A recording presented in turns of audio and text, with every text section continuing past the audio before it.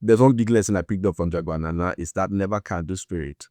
If life throws you a curveball, do your best to dodge it. But if you can't dodge it, do your best to stand up and keep moving. Because the titular character in this novel by Cyprian Ekwensi doesn't give up. And life does throw her a lot of curveballs. So Jagua Nana was published in 1961, first by the writer alone, but later it became part of the Heinemann African Writer series of 1975 till God knows when. But more seriously, this book has remained a classic of Nigerian literature. And now that I've read it for myself, I actually understand why. It is fantastic. So, the titular character is a prostitute in her 40s, and life is unfortunate to her, you might say. I mean, the very subject of prostitution brings that air I know people might want to throw their head around. I must put like it's a prostitute. What that is deep for her to talk about. But that's where you might be wrong, because Jagua Nana is a deep character, a flawed character, a tragic character, but still deep nonetheless. And that's the beauty of the pages of this book. She falls in love with this young man, almost half her age, Freddie Name. And she likes everything about him, his sophistication. He's a teacher and he's ambitious. He wants to become a lawyer. And she volunteers to use her life savings to send him abroad to go study law on the condition that he marries her. And Fred plays along. And I think somewhere in Freddie's heart, he actually likes Jagua. But he can't get around the fact that she's a prostitute. Even though, for the most part, she hides it from him, which is funny. But he lets the buzzing words of friends and neighbors and passers-by get into him. And one day he catches her in the act. And it sort of like compounds their problem that they've been having up until that point. And they never do recover from it. So somewhere along the line still, Freddie falls for a neighbor's young daughter, about 19 or 20, Nancy. And Jagua is not having it. She throws a fit, as you would expect, threatening to scatter everything that she had done for Freddie, you know, his passport and all of that. And it's messy. But somewhere along the line, Freddie is lucky, gets a scholarship from the federal government and still leaves. And Jagua is left alone, her biggest fear. That time is running out on her, that the one person she had put all her hopes on has abandoned her, and what is she to do? And therein lies the beauty of this character. She actually never stops. For one, her prostitution, it's not a ring, but her prostitution endeavors never do stop or slow down. She keeps at it. And while she tries her options, including going back to her father's house for some time to calm her head, she tries her hand on becoming a merchant princess. She tries her hand on that. It doesn't really favor her, but more or less, she doesn't really have the patience for it. But she tries her hand on that, and it goes as well as you'd expect. And this is a very, very, very adventurous character, Jagua. She goes to Freddie's hometown to go meet his people without the man, and gets into some shenanigans there with warring factions of the family, and does her best to bring peace to them, which actually works. And it speaks to the kind of character that she is. Even within a few weeks, enamoring a man with many wives who wants to marry her, but she doesn't settle for that.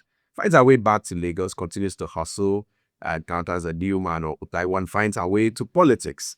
And that is an interesting thing to see. Even Jagua is confounded that she has some innate skills in politicking that she never knew about up until that point. And it goes as well as you'd expect.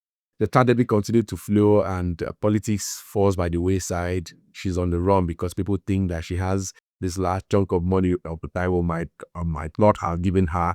And she finds her way back to the village, and it's a lot. It's a very tragic character.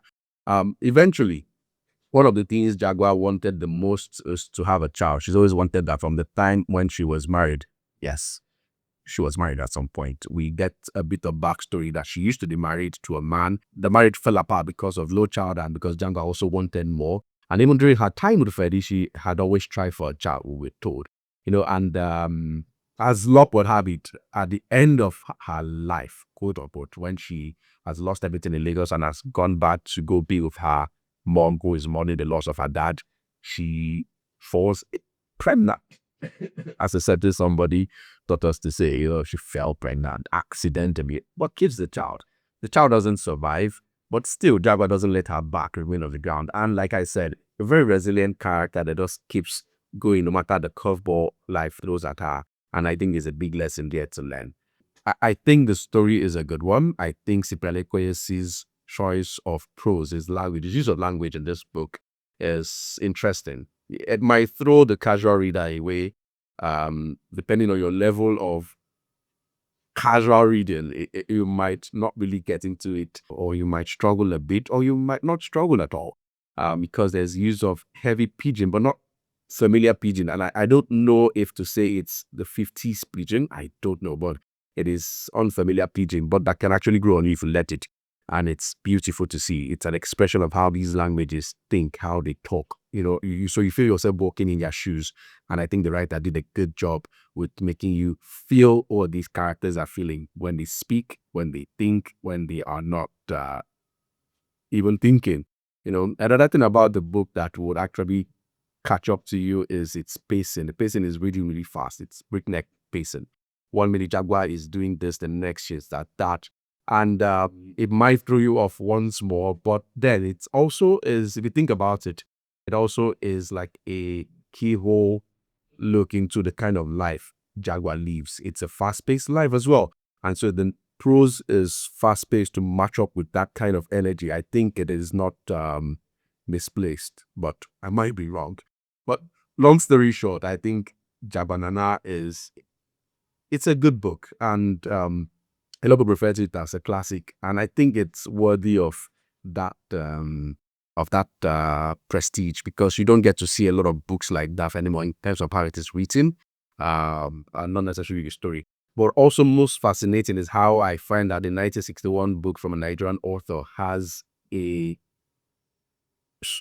I don't know if to say strong female character is the right way to phrase it, but she is very interesting. So an interesting female character at its forefront, and it is beautiful to see. Something else I really liked about the book is how it spotlights Lagos.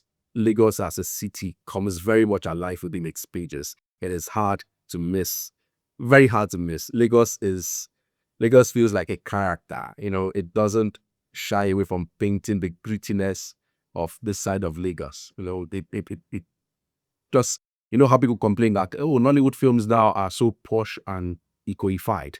This book is nothing like that. It is the dark, dirty, grimy, slimy sides of Lagos of the 1950s, of the colonial era.